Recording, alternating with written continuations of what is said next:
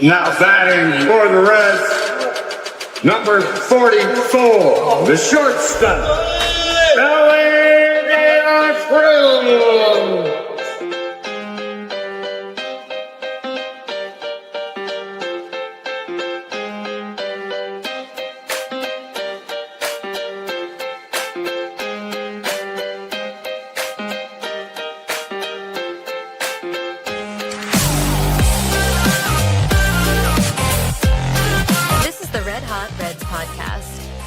Here are your hosts, Ricky Logan and Roger Straz.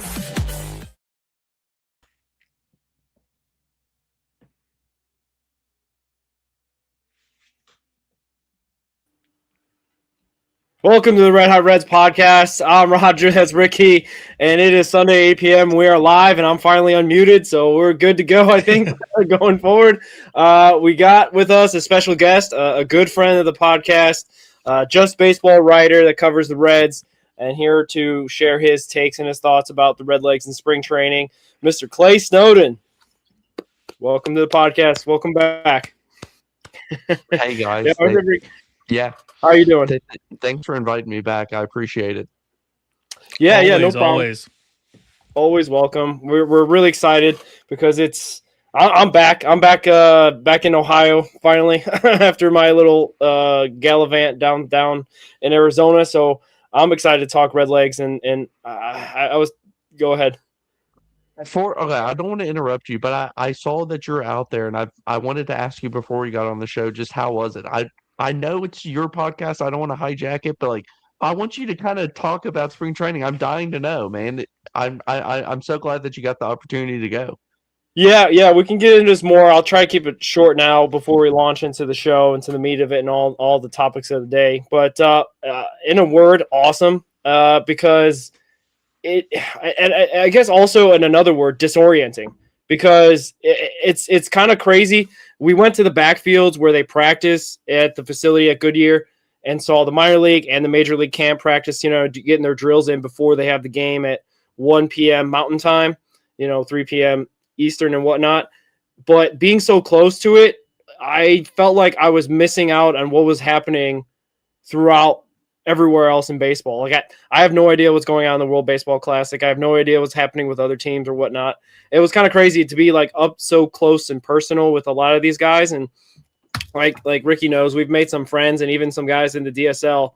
So I actually got to practice a little bit of my broken Spanish with them to try to communicate and whatnot. So it was really kind of close to really cool to be that close to them. Really cool to like interact with these guys that are, on the verge. We spent a lot of time in the minor section because actually it's free to go up to the minors. And if you saw any of the pictures and whatnot, you could just walk up to these guys. I know it's a bit intimidating because a lot of them are huge and monstrous human beings just on its face. But overall, awesome experience. Really glad to see some of the friends of the podcast. Shout out Trevor Kunsel. He actually got us passes to get into like a section for the majors that get even closer, which I actually ended up talking to Andrew Abbott's dad, like up close and personal. And it was good to talk to him because he loved talking baseball and talking, shop and whatnot. So it was kind of cool to just get behind there. Saw also Charlie G. I should have probably asked him to try to get on the pod, but he's a busy man. He's going all over the place all the time. But beside that, to answer your question, it was awesome. Actually, I think I told my wife and told everybody this on Thursday. It was 68 degrees in Arizona, or Friday, or whatever it was, and 80 degrees back home. So I'm like, this is not what I signed up for. I got to have a sweatshirt and long pants on in Arizona. Get out of here. But anyway, besides that, it was great. Awesome, man. Awesome. Yeah. So, but we'll launch in the show. Some topics of the day that we're wanting to go through with you, Clay, is that we have a lot of different things that happened. We had a trade. We had an opening day starter named. We got spring training results that we're going to try to make, hay out of and see if it's actually worth it or if it's just spring training. We toss it aside kind of thing. The Hunter Greene situation, top 30 list was named. I don't even know exactly where to start, but I think for at least our topic sheet, we'll talk about the offense. So how have you seen this 50 runs in 3 days offense output and so far in spring training? What were your initial thoughts, Clay? Yeah, and I don't want to sound like a Debbie Downer or anything, but Pitchers are always behind hitters in spring training. It takes a while, so I'm not entirely surprised. There's elements, there's all kinds of kind of caveats that it is good to see. It does not mean that it automatically translates to a much better offense this season. Spring training stats, which I'm sure we'll talk about, are misleading often. Pitchers sometimes are just working on certain things. Like, I'm going to throw my fastball 6 straight times to see if I can locate it. And if it gets hit, we don't care because internally we know the plan is just to do just that. But it is good to see, like, at the end of the day, the players still did what they did, right? You can see that they have the ability to do X, Y, and Z. Matt McClain, what he's done this spring has been one of the bigger things that I have been looking for. I wanted to just see how healthy he looked. Would his swings look more confident? Would he be able to take more pitches that are outside of the zone and not swing at bad pitches, 3 inches above the zone? So far, he's checked those boxes, and there's a long list of players that we could go through that have looked good. But overall, they're regardless of the caveats that I put on it. At the end of the day, it could be the opposite, and they could be struggling, and that would be a huge concern. Yeah, Ricky. Yeah, it's like you get Matt McClain who homers in like 3 straight games. Which is he going to be who we thought he was, in 23, or is he going to be who we hoped he was in 25? And then is he going to be laying in the middle somewhere where he's not? Because obviously he's not going to be the same player he was last year, but I don't think he's going to be the same player he was in 23 either. Could he be better than 23? Yeah, there's a chance, but like he's somewhere in the middle of where he was between those 2 seasons. But like I'm more worried about the guys like Christian Encarnacion Strand. How's he looking in the spring training? Will Benson's hitting the ball hard. Like Ellie just what he's doing from the right side of the plate is exciting, especially that home run he hit on Saturday or Friday. 700-foot home run, right-handed. It's pretty cool to see. Yeah. But yeah, like I want to see like JJ Bleday, how he's doing, Nathaniel Lowe, like those kind of guys who we like are fringe roster competitors. And it seems like to me, like the one that's like catching my eye the most is Nathaniel Lowe. Like he looks like he could make the roster, and that's exciting. But then like, what do you do with him? Like, you can only have so many DH first base players, and we have 3 of them if he makes the roster. So it's a little tough decision to make, but they could also run with 5 outfielders. Yeah. I just wrote an article, I don't think it's been published yet, about rostering Bleday and Benson and if that's possible and all the implications, the trickle-down effect of doing so. The Reds have done some odd roster management last year. They carried 3 catchers in order to save Austin Wynns for maybe a month, and he got like 4 at-bats. So I don't think that Tito, I don't want to say doesn't value the roster. That's a horrible thing to say. I just think that he is a little bit more lenient than most managers may be. And carrying that many outfielders, or the inverse being carrying 3 kind of first base DH, third base break glass in case of emergency type players, is odd. And I don't know if we plan on really diving into that or not, but the thing that matters to me is it's not on paper. Opening day doesn't make sense. Yeah, because McClain can move here and this guy can move there and there and there. Like, all that is great. What do you do when a player gets injured, but not enough to go on the 40-day? Now they've got 3 days that they can't play.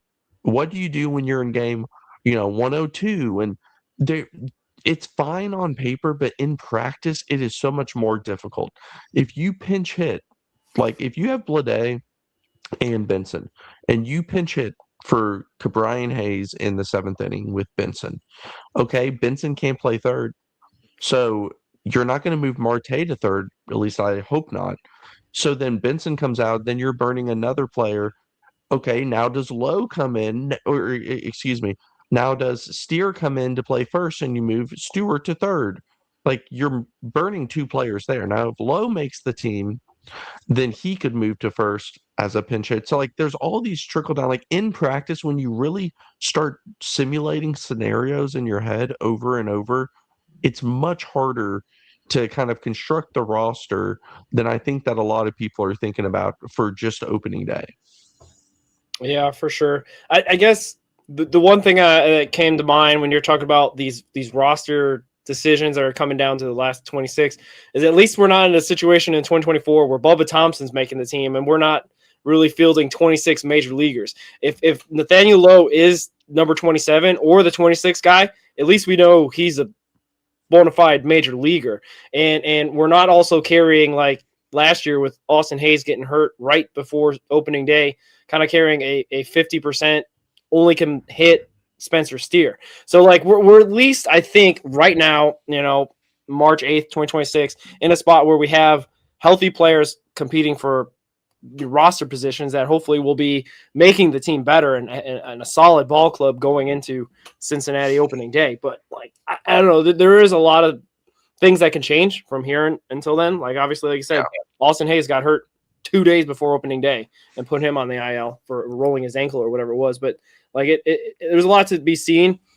The point that you said that kind of was in my head as well, because I feel like I've said that at least to myself, is like 50 runs in 3 days is great. Spring training bloated, over the wind blowing out in that Dodgers game kind of, makes the numbers a lot bigger than they should be. But the alternative of not hitting, which they've kind of gone a little bit quiet, except for the one game against the D-backs today where they got 14. But like the last couple days have been a little bit slim pickings in terms of getting like 3 or 4, maybe 2 runs, 1 run. So like, I think I'd rather have them have these ridiculous outputs where they're hitting home runs, at a crazy clip, because at least then like you said, they have the ability to do it, as opposed to, if they're getting shut down by minor leaguers and shut down by guys that are not maybe going to make the team, that would be rough.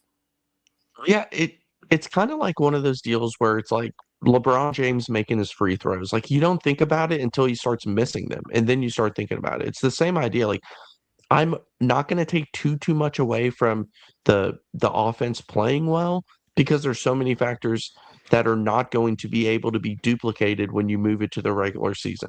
You're not going to be playing these games in Arizona every day at kind of odd start times with these level of pitchers working on certain mechanics. Like there's so many factors that will not move back to Cincinnati with them. But if they were playing poorly, you would say, okay, now this is a problem. It's kind of a lose. It's not a lose-lose or win-win or anything. It's just kind of like there has to be these asterisks and these explanations next to each of these performances. Just want to point this comment out. It made me laugh. Some anti-LeBron rhetoric here. Roger, I don't want to scare you too much, but Garrett Hampson is still on this roster. Yeah, and the day that we went and saw him, I think he went over 3 and 3 strikeouts. So I'm not too worried about that. I am amazed. Baseball is one of those sports that players like him stick around so much longer than other sports. There's so many of these players that I do not know how they're getting paid American currency to play baseball for as long as they do. There is one thing about the roster when we talk about construction, who makes it, who doesn't, these decisions. There can still be a middle infielder or more of a traditional backup infielder added. We saw that with Santiago Espinal a couple of years ago. He was added late in spring. There's going to be waiver wires, players that hit the waiver wire that don't have options left, players that you don't expect, like those minor moves at the end of spring training are always there. So you always kind of have to keep that in the back of your mind when you're projecting a roster, especially if we see another injury come up. There could be a minor trade. There could be those players at the end of the 40-man, whether it be the Reds or other teams, that say, oh, yeah, we need to move this off. The Reds have 35 outfielders on their 40-man. Would it be too shocking to see Rhys Hines traded for whatever position the Reds may be short on? I don't think so. I'm not predicting that Hines gets traded or anything, but that's the type of scenario where we have a roster that's heavy here and light here. Let's see if we can make a trade just to balance it. Yeah, for sure. And I don't want to scare either of you, but Santiago Espinal is now becoming prime Mike Trout and Barry Bonds. So watch out for that incoming season from Santiago. Man. Yeah, it's just I think that's baseball's a funny sport, man. You have a career year in 24. you don't do a damn thing in 25 and you come back and you shell your old team. Yeah, but I think that's what Clay's talking about. The mirage of spring training can be very, very thick and make even Nick Senzel look pretty good, so there's that as well. But yeah, I don't know. Any other thoughts on the offense in this spring and whatnot from you two? No. Well, nothing for me. Speaking of trades, I'll go into this one. We had a trade in Cincinnati. We no longer have Tyler Callahan, a guy that we talked about a little bit in the show, and I had predicted that he might get more at bats than a Reese Hines or Will Benson. I guess he could in Pittsburgh, but that's neither there. But also the guy that got back for it is Kyle Nicholas, right? And he's actually pitching in the World Baseball Classic, I believe, for Team Italy, I believe. So he hasn't even shown up for spring training yet. I guess after the World Baseball Classic, whenever Italy's done, he'll show up. But Clay, what were your thoughts when that trade went down? Callahan for Nicholas. Yeah, I mean, it's a low-level trade in my opinion. These are guys who are going to be fringe types, but the thing with Nicholas is he has disgusting stuff. If you see his breaking ball, his slider, you will quickly notice like that guy stands out, but he cannot locate it, and that's been the issue with him. It's just throwing strikes, and it's pretty typical, right? We see a reliever. Wow, look at the stuff. Oh my gosh, he walks 4 per 9 or 5 per 9, and then they bounce to a different roster, and the next team gets excited about the stuff. Oh my gosh, he can't throw a strike. That's a tale as old as time. Callahan moving off the roster or off the 40-man, it's not too surprising to me. I thought he was fine, perfectly fine utility. I like the fact that he was a left-handed bat, considering how few the Reds have. But at the end of the day, I just don't really know where he would fit in. He would have had another season in the minors, and maybe he gets called up and plays some quasi-utility role. But typically, you want your utility player to play more than just a left field and a second base. You would like to see more versatility, especially for the Reds, who could use different positions than those two. So I didn't mind it. I think that the Reds bullpen is decent, but I don't think that it has a ton of depth. And with how Luis May and Zach Maxwell are a similar mold to golly, Kyle Nicholas. Sorry, I just blanked on his name there. Okay. In which they can't locate their stuff either. Hopefully one of these guys can click, right? And that's really all you need at this point. Yeah. Yeah, so far he has pitched in 2 appearances for Pittsburgh in spring training. He's allowed 2 hits, 2 strikeouts, no walks. Like you said, it's spring training. I don't know a whole lot about him. Just from what I've seen online, he does have electric stuff. He probably starts in the minors when he comes here, probably AAA, right? I would assume. To me, Callahan, I think he had the least upside between a lot of the fringe major leaguers that we have, other than being a utility guy. You look at the potential of the power from Hines and the power from Benson, you could use that. And I kind of see him and Blake Dunn as similar players, other than the infield aspect for Callahan. But yeah, it was unfortunate though, because we didn't really get to see too much out of him last year with the injury that he had, which should have been called an out. Yeah, for sure. That Atlanta series sticks out after that injury. I guess the way I've been thinking about it, the way you guys talk about it, it feels like a very. I guess I should make the claim that it seems like Terry Francona isn't involved in the front office and trades, because I saw Callahan as a very Francona type guy.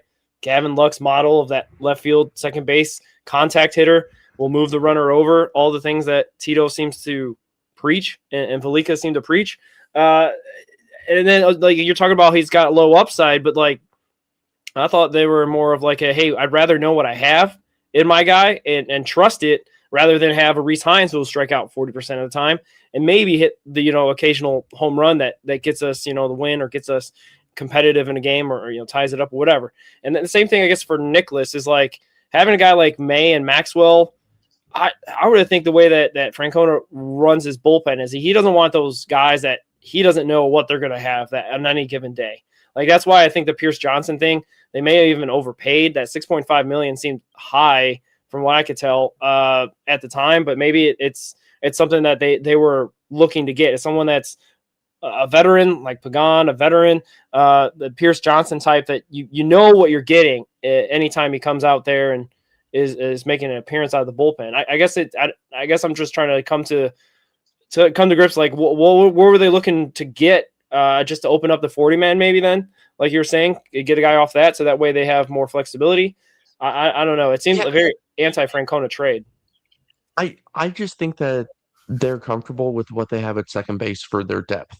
In terms of like Sal Stewart playing second, and Matt McLean, and at this point it was just, I think that they needed another pitcher on the 40 man as an option, and this came available, and you might as well go ahead and make it and give Callahan a chance to win a spot in Pittsburgh. And even though I don't think that he will, at least he has a shot to.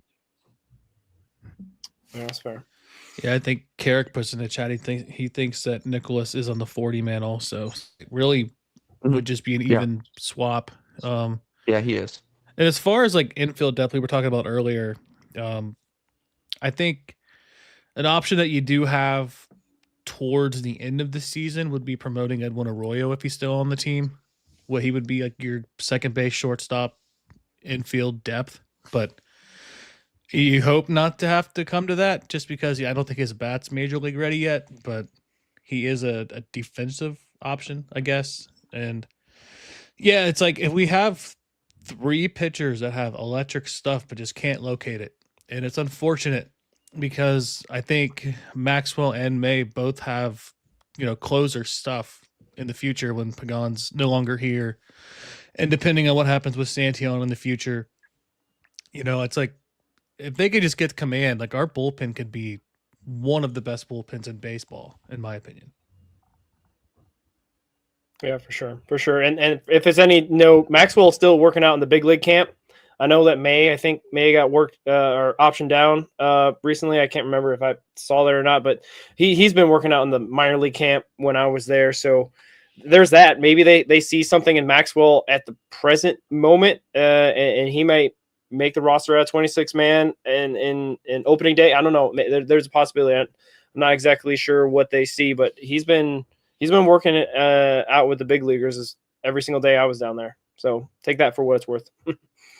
So, any other thoughts about Mr. Callahan? I'm actually, like I said, Ricky, I don't know what's going on with me, and I think Clay actually was a first person witness of my takes of River San Martin. And the next day he's gone, and then a couple shows ago I'm like, oh yeah, Tyler Callahan, he's gonna get like 150 at bats at least, and then okay, well he's gone too. So I don't know what it is about Clay talk about being any on of the good players, okay? I know, I feel like I'm going to be putting Francisco or Baez in a really rough spot because I keep talking him up. So I don't know. We'll see how it goes. Anyway, any other thoughts about Tyler Callahan and Kyle Nicholas? There was other big news. Unfortunately, we'll get to the Hunter Greene stuff. But on a positive note, because Hunter Greene is possibly going on the IL and won't be ready for opening day, All-Star Andrew Abbott was named opening day starter for your Redlegs. And that, I think, everyone can possibly say, yeah, that makes a lot of sense. There's no problem there. Having him start on against the Red Sox in a couple weeks is fantastic. But yeah, what were your first thoughts, Clay, when you heard the news? The news of him starting on opening day, or the Hunter Greene injury news? We'll go with the positive first, the Abbott. I thought it was great for Abbott. He's by no means underrated within the well, I guess he could be underrated, but he has just pitched well. And I know that he has these advanced metrics that each year he outperforms. There's going to be outliers. Anybody that studies statistics understands how outliers work, and he might just be one, and that's okay to have that. I just thought that he earned it. Like at this point, how well he pitched last year, Hunter Greene gets injured. Like you could have gone with Nick Lodolo, or you could have gone with somebody else, but at this point, like Andrew Abbott has earned it, and I'm excited for him. Obviously, it's kind of well, you're getting it because the Hunter Greene injury news, which is really the big news here. And man, I don't know. Like at this point, like Hunter Greene's just often injured. And that's kind of how a lot of players who pitch the way that he does, they get injured often. That's just how it is. And I think that it's important. As much as we can all be upset about the Hunter Greene injury news, he is on such a good contract that even if you get 120 innings out of him a year and that's it, I'm not saying that this is good, but 120 innings of Hunter Greene at 16 million or whatever it is still just fantastic value. So I don't think it's a horrible contract, something they need to trade, blah blah blah. But it is a concern that he's often injured and that the Reds have not gotten a full season out of him yet. And at this point, that just may be who he is. And you just have to learn to kind of figure out a lane to deal with that. And for me, it's what I just said. Okay, if you get 120, 130, 140 innings out of him, I still think he's worth the contract. And now the Reds do have the type of depth that makes stomaching it easier. It does not replace him. He is one of the better pitchers in the game. But you don't have to backfill with a fringe major leaguer. You have Rhett Lauder. You have Brandon Williamson. You have some more depth too that you can work with. So the news sucks. We do not know how long he'll be out. We do not know how he'll pitch when he gets back. That's just, speculation at this point. But knowing that you have someone like Rhett Lauder, a top 10 pick who is a top 100 prospect that's looks great so far in spring, that can fill in, does make it easier to stomach. Yeah, for sure. Yeah, I have something coming out on that, either tonight or tomorrow.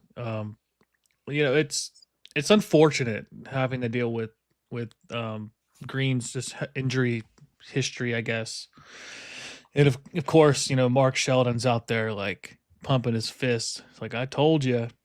But yeah, it's like having somebody like Rhett Lauder, Chase Burns, and Brandon Williamson, all three that are, very good options to have as your fifth starter, is nice to have. I guess going to Abbott, like, I think me and Roger, I think I told you this a few weeks ago. I said I had a feeling that Abbott was going to be the starter for opening day, just to kind of, the Reds have stuck it to Hunter Greene over the last couple of years, trying to light a fire under him. He doesn't get pitcher of the year in 24. Nick Martinez gets it. He doesn't get it last year either. Andrew Abbott got it. So it's like, in Hunter Greene's mind, what does he got to do to get it? But then in our mind, it's like he's got to pitch a full season. He hasn't done that yet in his career, and Abbott gets rewarded for it. And he's had some shaky starts this spring. He's been giving up contact and not looking his best, but it is also spring, and it kind of worries you a little bit because opening day you're still not there yet. But he's very deserving of it. I'm excited for him. It is kind of fun to see, an opening day starter. He's going up against Garrett Crochet, who has the electric fastball, all these crazy pitches, and you got Abbott throwing 94 and with the curveball and the sweeper and the cutter. So it's kind of in a way, a throwback for Abbott starting on opening day. Yeah, lefty versus lefty opening day. That's you don't see that much. And yeah, I characterize it. Arbaez started in the split squad and got a hit today. So yeah, so at least he's still in the organization as far as I know. So. I had a comment on Instagram. Ryan McChrystal chimes in. He says, out of the sun in Arizona, Roger, into the dark room. Oh, he's watching us. Yeah. Hey, shout out! You said Ryan is watching. Shout out Ryan.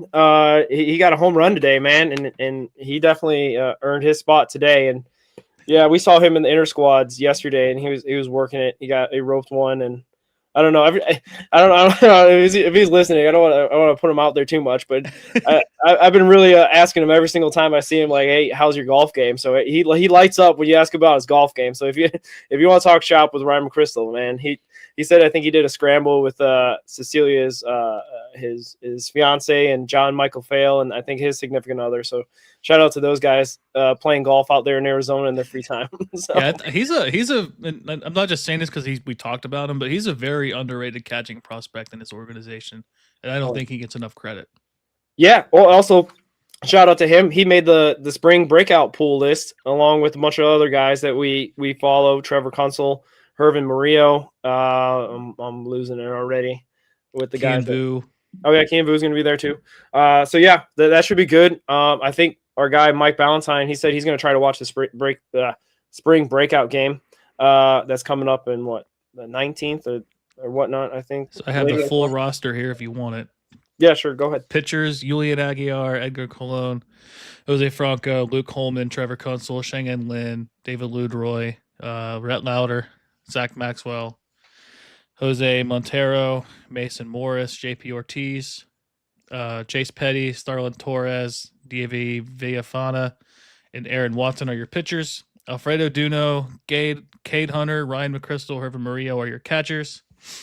Alfredo Alcantara, Edwin Arroyo, Leo Balcazar, Ricky Cabrera, Cam Collier, Ty Doucette, Steele Hall, Tyson Lewis, Carlos Sanchez, Sal Stewart, and Rafael Torres are your infielders. And your outfielders are Jay Allen, Kyle Henley, Carlos Jorge, Arnoldo Lantigua, Mason Neville, Eli Pitts, Hector Rodriguez, Adolfo Sanchez, and Kian Vu. Yeah, it's nice. I hope those guys have a great game. We'll check in with Mike at the game, I guess, to see how it goes, because I don't think they're going to probably stream that or anything. But to get back to the Abbott conversation that we were having, I think before the show, I think I was talking about how I got passes from Trevor Kunsel to go behind and talk to a Mr. David Abbott, Andrew Abbott's dad, which was nice because got some little intel, because it sounded like Andrew Abbott's been he's been building up to this moment probably, and this is kind of the crowning achievement to at least show, like, he had the All-Star last year, and now his dad had said he only took 2 weeks off in the offseason, got a little bit of time in Virginia with his folks and whatnot, and got to the beach a little bit. But he's been working every other time he can. So this is kind of great. At least I wanted to put this in here into the notes to be like, yeah, let's celebrate Andrew Abbott, man, because he deserves this opportunity. And I believe that he'll take advantage of it, because he wants to probably keep improving year on year, keep this ball club progressing year on year, so that they take the steps forward to achieve hopefully the ultimate goal, getting to that World Series and winning it. So shout out to them, shout out to those guys that we're on the spring breakout as well. So yeah, I feel like Abbott could have very well have been the opening day starter, even with the healthy Hunter Greene. Like I think just based off the season that he had, and you're maybe playing matchups too early in the season.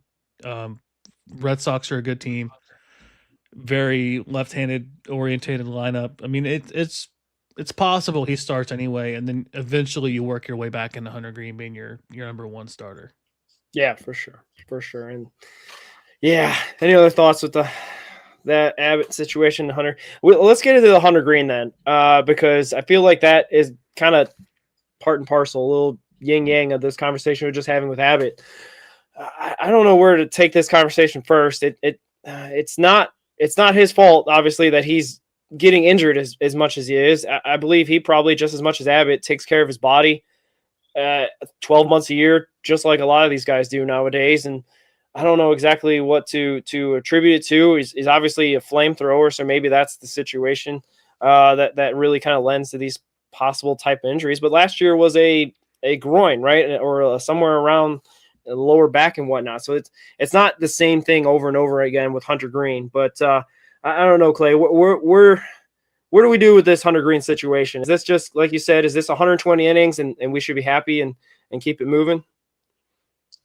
Yeah, I wouldn't say happy, but it may just be the reality of the situation, and nobody's more upset about it than Hunter Greene. Like, I know that there's been some people thinking he doesn't work hard or whatnot. Charlie Goldsmith in his podcast, I think, came out the other day, was talking about he sees Greene working. He sees him running steps and, like, putting in work. Like, I don't think that's the case. I don't think that he's soft or anything. I don't understand why this came up at the end of the last year and they did not do surgery. And I'm not a doctor and I don't know anything about that.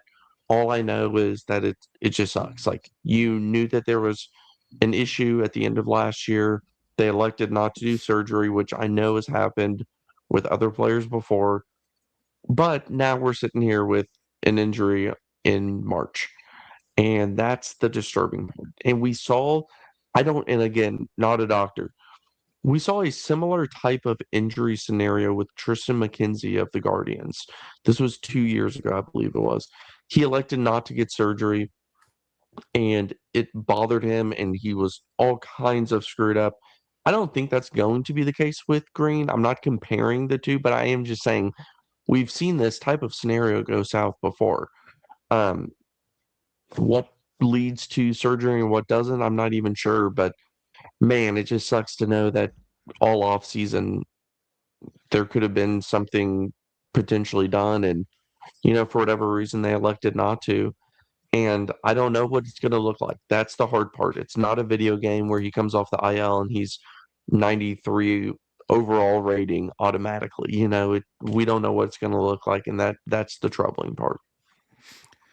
Yeah, I think what's concerning is the fact that what you said is it was dating back to last year, and it still bothers him now.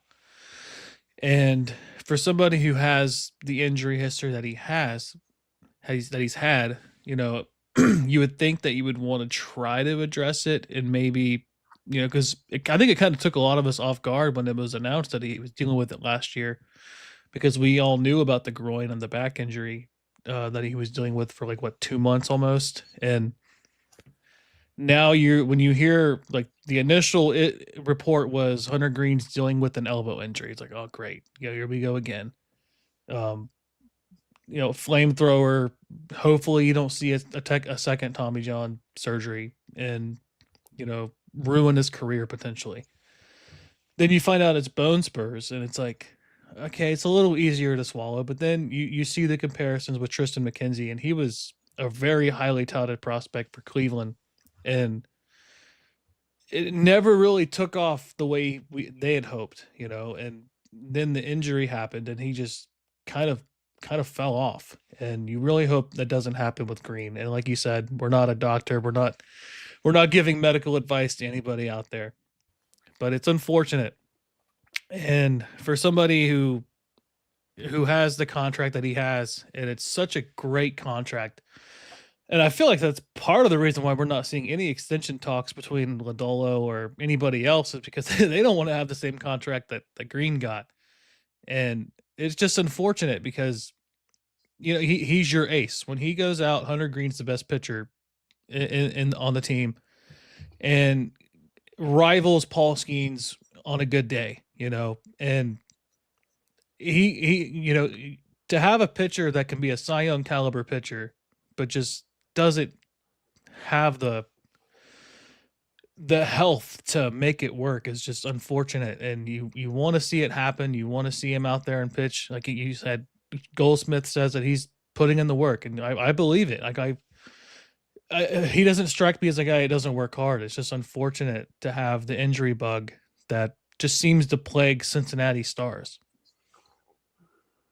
Yeah, for sure. And the give the perspective of how camp was, I think I was flying in on Wednesday, and that's when the news broke, and I actually got off the plane and was like, what happened? I was like, let's talk about the disorienting thing that I was talking about before. It's like I had no idea what was going on until our buddy Mike told me, basically. And this was 9:00 local time by the time that I figured out that Hunter Greene was not feeling good. But the next day and the next couple of days, it's just business as usual. I'm not thinking that they're being callous and so much oh, this is just Hunter Greene doing Hunter Greene stuff and being, injured all the time. I think it was just more I think the job at hand is the 162 that's ahead of them. And they probably hope that Hunter Greene is going to be there for the majority of those 162 pitching as many starts as he can. But I don't know if they're, abandoning all hope. And now all of a sudden the Red season's done for. And now they're just going to pack it all in and say, hey, we had a good run. 2025 is nice. 2026, not so much. I feel like you had mentioned the depth before, Clay, is that it's there. We don't have to freak out if Hunter Greene's not pitching 30 starts a season. It's not going to totally disrupt the whole season if he's not out there. Hopefully he's there more than half the season. But anyway, the point being is that they have, I think, enough. And there's always that adage, you can't have enough good starting pitching. the Reds seem to try to prescribe to that by adding and adding and adding, at least drafting and develop and getting guys out there that can do the job and go deep in games. So I guess my overall takeaway is that I hope it's not serious. I hope he can get through this. I hope is surgery actually a possibility, or is that something that they've just floated out there? I guess I'm not sure. From what I've seen, I don't think they're completely ruling it out, but I don't think it seems likely. Okay. Well, that being said, hopefully that this is just kind of a little blip on the radar, and we can hopefully get through this again. Obviously, there's the documented Mark Sheldon stuff that happened June, July that the organization, and hopefully that doesn't creep in again, where the organization is kind of putting pressure on him to get going again into whatever rehab, into whatever, ramping up period that he needs to get back to being a major league starter. So we'll see on that. I don't know. It's kind of, we'll have to wait and see, I guess, is my biggest takeaway. But yeah, Clay, Ricky, have you any thoughts on this? Again, feel like deja vu all over again with Hunter Greene. I guess that kind of sums up why he's got a 36 ERA in his one spring training outing. Yeah, that's one thing. I guess, I don't know, the discomfort would really take away from his ability to, I don't know, spring training. We can get into that, like the spring training results. We kind of touched on that a little bit. Like what should we glean from these 17 or 15 or 16 games I believe they've played? What should we not consider like part of it? Like, are we just kind of in a situation where, at least for me, I feel like we just got to get healthy. Just make sure we're healthy by March 26th. Is that the biggest thing, or should we take some bigger takeaways from these last games, Clay?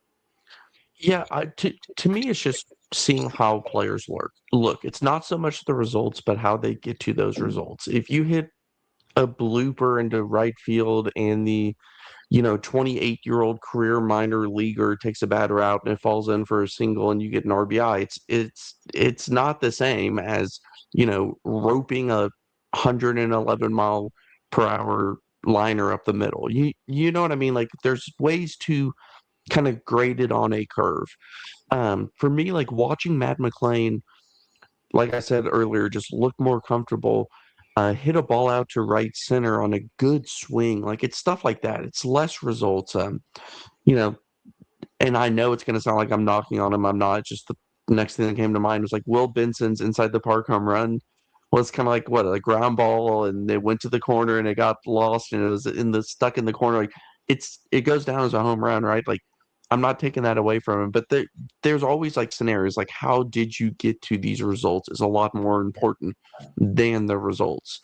And sometimes on the pitching side, you may see a player have 3 up, 3 down, but they only threw 6 strikes in 18, 20 pitches. Like, it's stuff like that I look for more. And just to make sure certain players are hitting certain marks. Can a player play this position that he's being put in? Okay, he looks comfortable there. Oh my gosh, he looks completely lost. Does Sal Stewart's swing look good? Is he in good shape? Like, things that are easier to check the box than, well, this player hit 472. He's got to be on the opening day roster. Yeah. Yeah, I agree. I think one thing me and Roger and I had talked about, we were live for Hunter Greene's debut game this spring, and CES we were talking about him being a possibility of making the roster, and I was like, I just want to see him have just not chase bad pitches, not swing at balls at his eyeball, and sure enough, like he was, and I'm like, all right, like maybe this is just a player that he is, and maybe he's always just going to be a fringe major league player that has ultimate power, like a William Opeña type player, And then you're seeing like Matt McClain, he's taking balls the other way. He's looking good and confident with the strike zone. Like the home runs that he hit, he's not just pulling the ball; he's taking them out to center field, right center field. And like I think Abbott had mentioned after his first or second game, he had talked about wanting to like try to feel out ABS and stuff. And maybe that's just what you look at, but I don't know, Roger. I feel like looking at guys that are like fringe talents. Are they going to learn like with CES and not chase and look just kind of clueless at the plate? Yeah, yeah, learning the major league game. A lot of these guys that are getting thrown in there, it could be going up also against other fringe talent. So I feel like the thing that comes to mind is context matters, right? Yeah. Like seeing a situation where they're going up minor leaguers versus minor leaguers. Well, we know if they're getting the better of other minor leaguers and whatnot, not to take away anything away from Reese Hines, but like his home run to win them the game in the bottom of the ninth in that Dodger game, it's like, yeah, I don't know if that Dodger pitcher is necessarily going to be the first guy out of the bullpen for the Los Angeles Dodgers. So the context matters a little bit in that way. It's nice to get the win over the pesky Dodgers and whatnot, but there was also a situation that happened that I want to kind of bring to mind in terms of just spring training results or spring training process and looking through like what the organization and coaching staff are looking for. In that same game, Hector Rodriguez hit a pop-up that looked like it was going to go out of play. And again, a little bit of the wind playing into this a bit, it pushed that ball from going basically into the seats back onto the field of play. And he did not move, and he had a runner on first. That there was a lot of things going on. And I guess the main thing I'm trying to get out of you guys is like, does that kind of lack of awareness or lack of running out the play, does that kind of stuff really kind of, we had an old school manager in Tito, right? So I feel like this maybe is set enough for a kind of simple answer, but like we also kind of saw this in the last year with Stuart Fairchild having a situation where he did not run out a ball and the coach, I think actually wasn't it a sign that he was given and he ignored the sign or something along those Yeah, I lines. think he was given a sign to take and he swung and he popped up. Right. I think that's what it was. Like, dude, these things, is this the stuff that actually is more important than, say, hitting Clay like 475 and, a bunch of home runs? These type of things are just learning experiences. You hit a ball straight up. It is really difficult to have an idea of where that ball went. It could be in the parking lot or it could be in the catcher's mitt. Like, it is a challenging thing because the contact off the bat is so strange. It doesn't feel right. So you don't have that feel of, that's not an excuse. Like, you should still run it out, but I get it. Young player, like, he just made a mistake, and I'm sure that he'll, get his talking to, and that'll be that. But I don't read too much into that. Now, if it became a habit, or if it was a ground ball, and he just decided I'm not going to run to first base, that's different. But I don't think too much into it, honestly, at this point. Yeah, I think the bigger issue is why was nobody yelling at him to run? Like if you feel like the Good dugout point. should have been like, hey, like this ball's trailing, run. It could go anywhere. Yeah, for sure. We talked about that a little bit on Friday, Clay. So that's why I was guess kind of bring it up in the context of like spring training because it's more than just results. It's process over results. Trying to get the guys to buy into the process is basically kind of maybe the ultimate kind of takeaway that I saw from this because. Yeah, we got 50 runs in 3 days, and then the next couple days only 5 runs in 2 days. So it's like, do you just now all of a sudden think that the Reds are no longer able to manufacture any runs? I don't think so. But at the same time, you want to make sure that the approaches, like you're talking about CS, the ability to learn, like you're saying, in whatever situation that is presented, which spring training presents a lot of situations to learn for sure for a lot of these guys. Yeah, that was my kind of main takeaway when I was down there is just kind of getting a sense of they're here to learn and progress to become major league talent. And it's kind of crazy. Baseball kind of crazy in that way. It takes a long time to get to that level, sometimes 4 or 5 years for some. So I don't know. Any other thoughts with spring training and processes, stuff like that? There was a top 30 list that was released by MLB Pipeline for the Redlegs, and a bunch of our guys. I mean, we're a big minor league show as well here, Clay. I don't know if you've heard. We try to cover all the levels, all the way from the DSL up to your Louisville Bats and whatnot. So, did you see that top 30 list, and what were your kind of takeaways from that? Yeah, I did see it. The way that I do my watching of prospects, like I'll watch games here and there, but I don't watch them live. I go back and watch replay so I can skip pitch to pitch to pitch to pitch. A lot of these guys on the list, I just haven't watched yet. I have not watched, a lot of the super young players. I typically wait until they're in Dayton to watch some of the big name prospects. I'll dig through, and whenever the Tortugas are in a place that has video, which it seemed like, I don't know, did they get video last year, or was there just like a lot more video available last year? Some of it's complete garbage, by the way. Especially Chattanooga. My gosh, whoever operates that camera. And so a lot of these younger guys, like I just don't know yet because I haven't watched enough of them. I know that you all have actually been a source for me. I see you all tweeting out highlights and they're playing in winter leagues and whatnot. You all are grinding on that type of stuff, and I do This appreciate guy that. over here. I try. But just to kind of focus on some of the bigger names, I guess. I'm looking at it right now. We don't need to talk about Sal Stewart, right? I mean, I think everyone needs to know about him. But like, what prospects do you all want to talk about? Maybe you all can even educate me on some of these people. Yeah, Ricky, go ahead.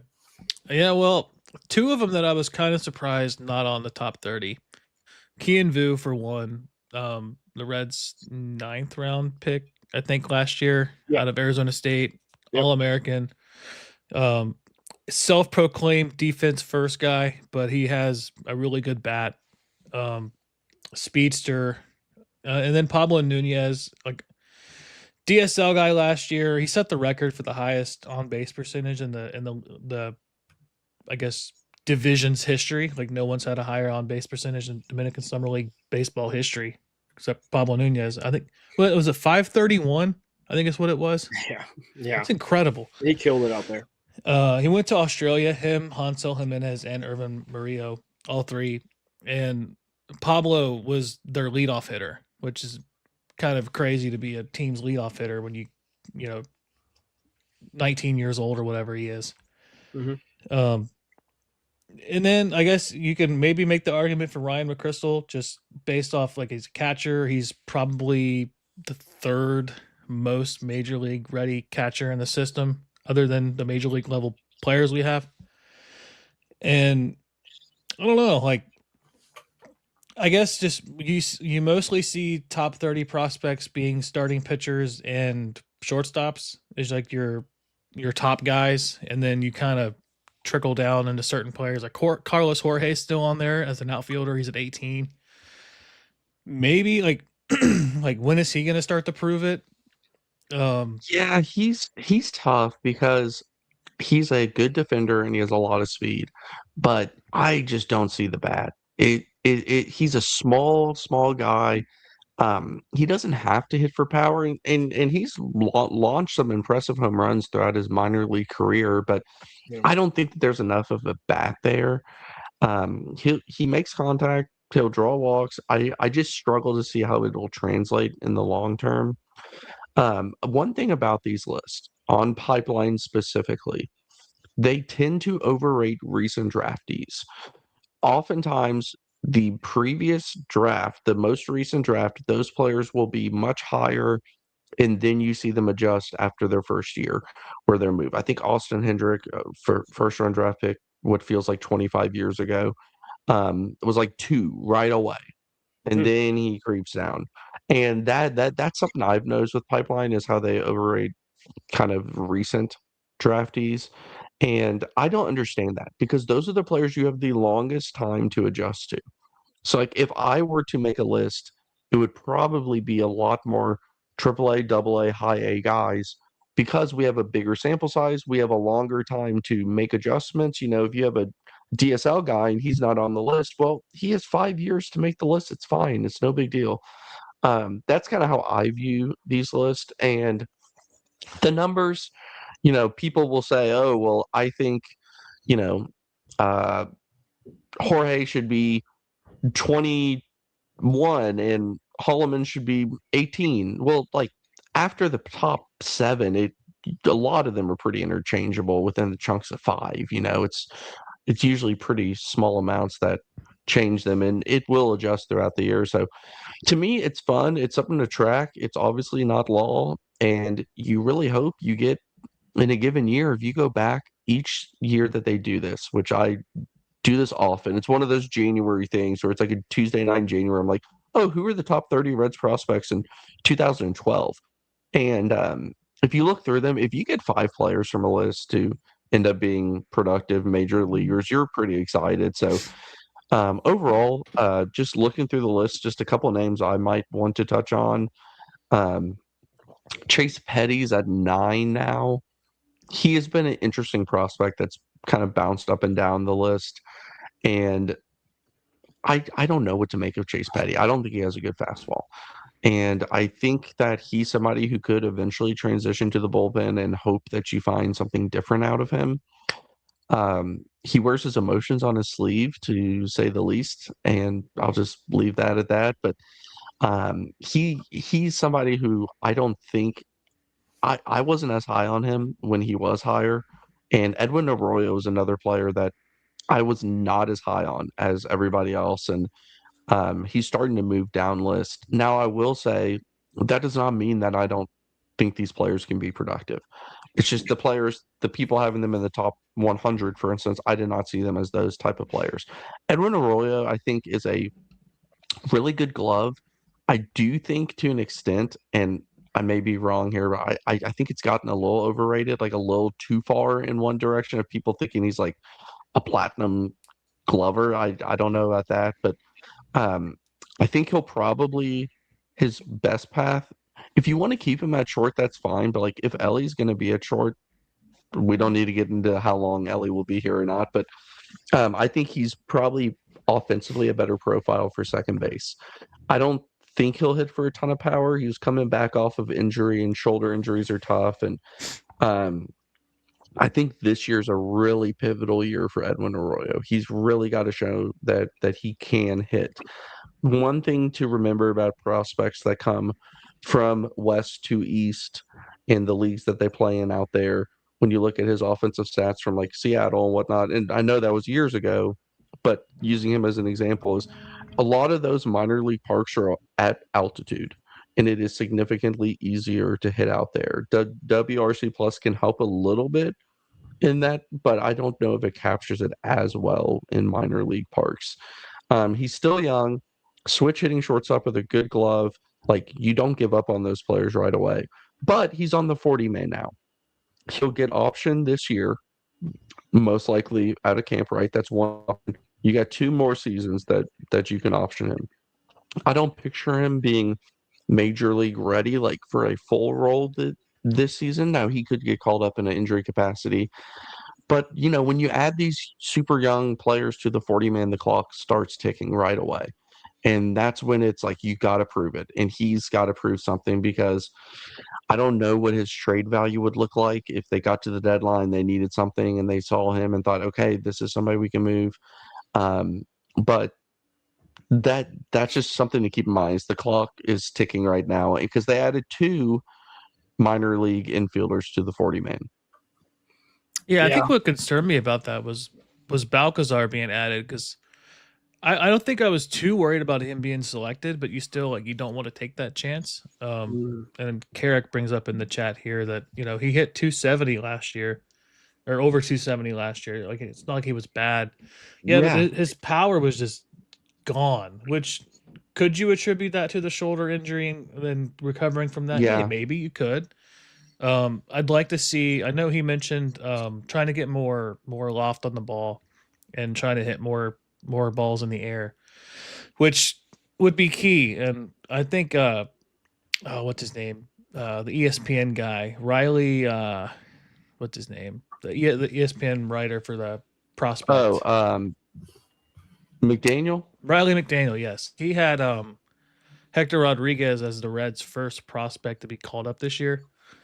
I think it's Arroyo, just based off of like positional value. Like, I think the Reds have so much outfield depth that they don't have to rely on Rodriguez coming up. And yeah, it's like I the infield depth, like Arroyo can play second short. Like, that's not a worry. And then Greg chimes in. Has there been any Austin Hendrick talk? Yes, there has. And he was the Reds' number 3 prospect in 2021. Yeah, and he got in the game today. So yeah, Austin Hendrick's still there. It's still kicking. Player kind of like a pipeline top 30 truther there, talking about, because I kind of share some of the same thoughts and agree with a lot of things of like, I don't know how you go and rate a guy like Steele Hall, who has never played an inning of professional baseball, as your number 3 prospect. I understand the tools, because I've seen him in the backfield and he's got a lot of tools. He looks like a guy that could be a good player down the line, but I don't think he's going to be a Hall of Famer in anytime soon. And that's kind of the crazy part that I find about swing, honestly. And I'm not a swing expert or anything, but I really don't like his swing. He has a lot of time to tweak it and, kind of iron out the kinks and whatnot. So I don't have any like strong opinions on him, but the swing right now is not exactly built for power. You would, from what I see from the limited amount that I've seen from him, keep in mind this is extremely limited, more or less just clips on YouTube and Twitter. But that swing's going to need some adjustment, I think. Tooled up player, and that's often what you take in the first round is a tooled up player, and you see what you can mold them into. And another thing, like with Austin Hendrick, when he was placed on number 3, like you have to understand too, like where they're coming from. And he was from New Jersey, which is one of the worst crops of baseball talent. A high school out of New Jersey was always going to take some time, just because the talent that he's playing against there is so different than these other players coming out of Florida or Texas or, whatever. And I think that, that selection by pipeline, and you can see it with other organizations too. And will follow other prospects in other organizations, and a similar path happens there. Yeah, for sure. And I think pipelines as well place a huge premium on the tape that hasn't been put out there, because you were talking about how you would have AAA and AA guys, but the problem is they've put out possibly bad tape. They put out flaws where they've got maybe high strikeout rates than a kid like Steele Hall, who's never had to strike out yet at the professional level. So that's just kind of the example where I'm kind of in the same, type of thought process in terms of ranking prospects. And it should be a little bit more of a premium. If you got a guy who's going to help you sooner than later, like that should be a premium in terms of like, like a guy like I feel Hector Rodriguez could be, possibly higher up there because he could help you sooner than later, or, whomever. One thing last thing on pipeline and how they do whatever they do, like at Just Baseball, we do our top 100, and Aram Layton does that. And I talk to him often about it and how he kind of adjusts from when he first did it in 2021 until now. And one thing that he does that I like a lot is he'll put players in there that their ceiling isn't great. But when you look at top 100 list, and I did a project on this, seeing like what percent end up being over a 10 WAR player, 5 WAR player, whatever throughout their careers. It's a pretty low percentage. So sometimes getting the 1.5, 2 WAR player that sticks around for 7 years as a top 100 prospect, like that's still really good. And those players should be ranked higher than somebody who is a ton of power, a ton of strikeout. You don't really know what he is. He's in single A. Like, how do you value those 2 players? You know what I mean? Like it's a difficult thing to do. I just like doing high floor players that have a career. Like those players should be bumped up in my mind because of the likelihood of them A, becoming a major leaguer, and B, sticking around.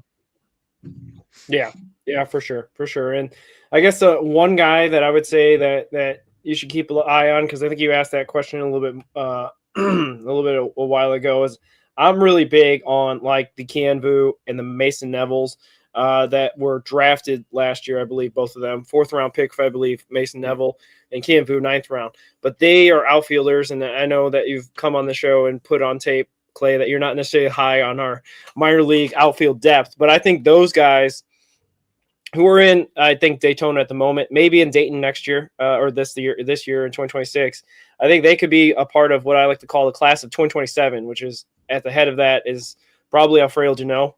and a couple other guys that are going to be coming through. And I think that is where, and I think even Carrick put in the chat, that is where kind of like the real kind of strength of our system is right now. No offense to AA guys or the AAA guys in terms of the offensive players, but like I think that might be the next wave of talent that hopefully can sustain the Major League Ball club for some time. Yeah, I didn't really love the AAA or the upper minors depth going in, on paper starting today. Now we can see stuff change.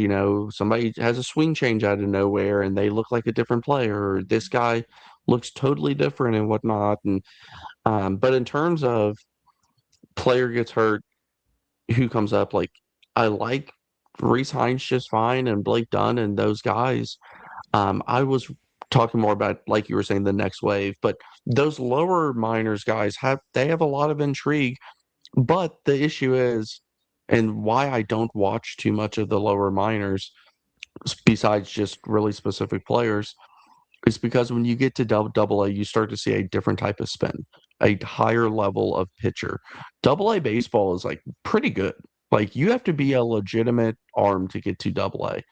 And you start to see different spin. And then you see guys who are potential major leaguers. Like when you're in single A, you may see one guy a week. That's an arm that makes it to the majors. When you're in double A, like you've seen guys who have been there. And especially when you get to triple A, you see guys that may have had 4 or 5 different stints in the majors, and they're fringe guys. So you see a lot of players hit that wall in double A. They may take a year to adjust. The second half stats look much better than the first, things of that nature. So I usually don't try to get too amped up on a prospect until they've reached double A. That's fair. And then they also switched the ball at AAA, right, to the Major League Ball. So there's even a jump there from double A to triple. In the leagues you play in, produce different amounts of power. The Southern League, which is what Chattanooga plays in, is more difficult to hit than other leagues. And each of them have their nuances that you have to try to remember and apply, which becomes difficult enough. Yeah, fair. Yeah, I guess if I had to highlight one player that I'm looking on that list that's in that next tier of prospects, not the ones that are kind of coming up within the next year or two, I'm really looking at as far as like young talent, like Starlin Torres, pitcher. It was an ACL last year. It's got really good stuff, good fastball, good slider, good changeup. And he has really good command, which the scouts are very high on. He was unranked last year. Now he's at 25. I think he goes even higher, like really soon. I think he's probably going to start the year out in Daytona, but there's a chance you see Dayton just based off of his ability. And then Hansel Jimenez, shortstop, third base. Kind of, I've kind of put this take out there. I see a lot of like a young, like Cleveland Brandon Phillips in him, like with his defense.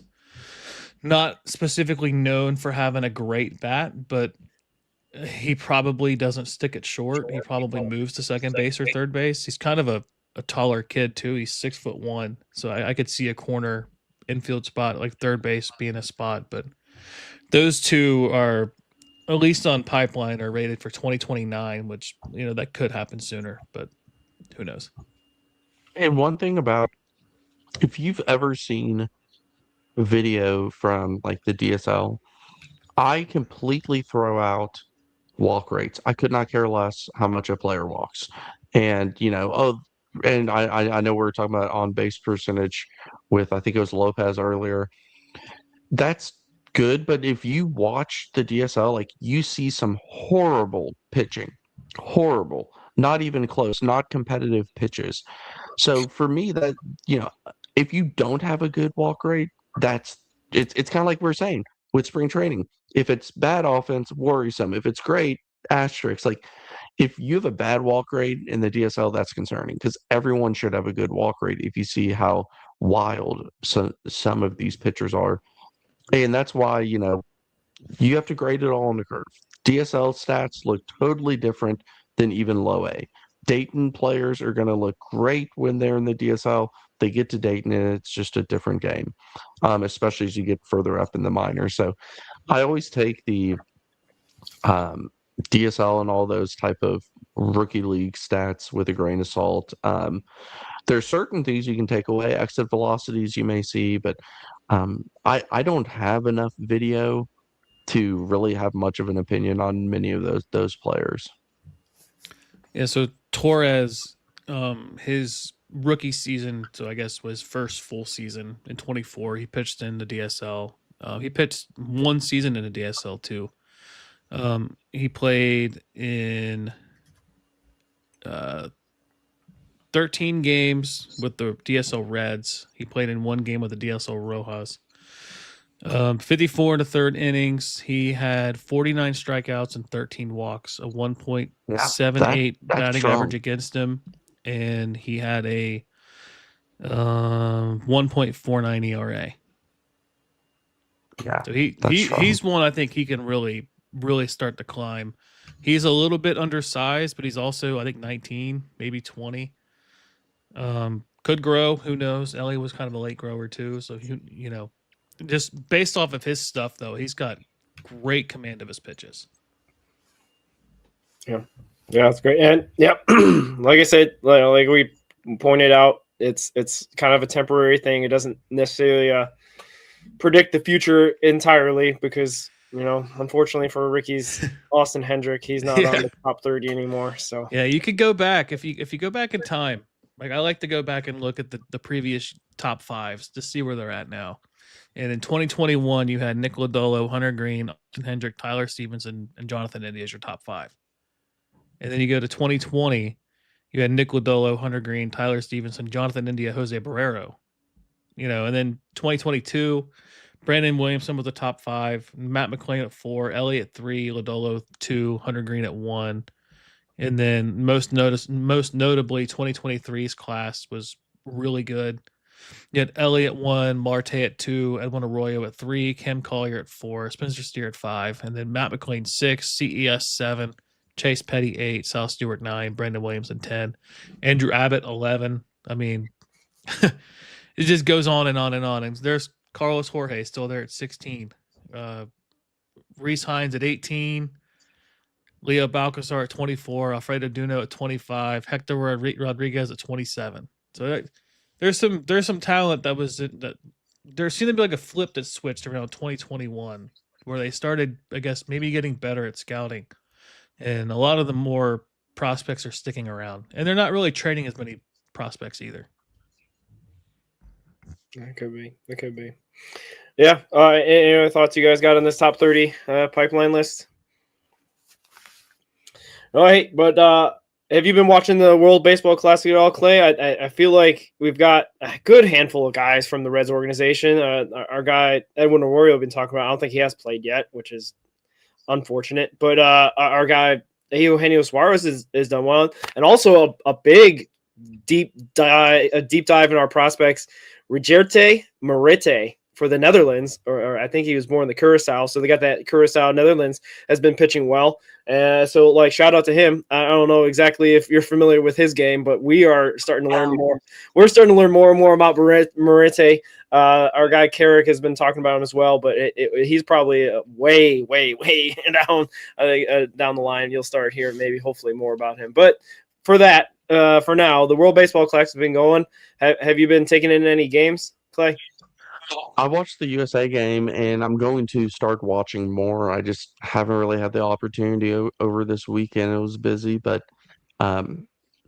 you all, with like your knowledge of some of these minor leaguers and how you all are putting the stats out and the videos that you find is truly awesome. Like I know how hard it is to keep up with it. I've tried, and it's just too much for me with what I have going on. But it is so valuable that you all do that, and I know I appreciate it. And Carrick's always updating me on guys, which is something I also appreciate. So I'm glad that you all know, and I'll be coming to you all for questions about these players as they kind of grow through the system. Yeah, I think it's Ryeteri Marite. I think that's how you pronounce it with the Netherlands. I think the J is a Y, so Ryeteri Marite. Yeah, shout out to him. But yeah, that's what we're trying to do. We're trying to be the source. We're trying to be the only podcast that covers the Reds minor leagues from DSL to the AAA exclusively. So I guess shout out to us on that, and we'll be hopefully coming to you about that. Pat on the back. Yeah, really soon. But yeah, it's been exciting. I guess I'm waiting till they get to that knockout rounds because it's kind of like USA has been. I don't want to say going through the motions, but like it was 8-5 against Brazil until the 9th inning, and they got those 7 runs to make it a little more lopsided.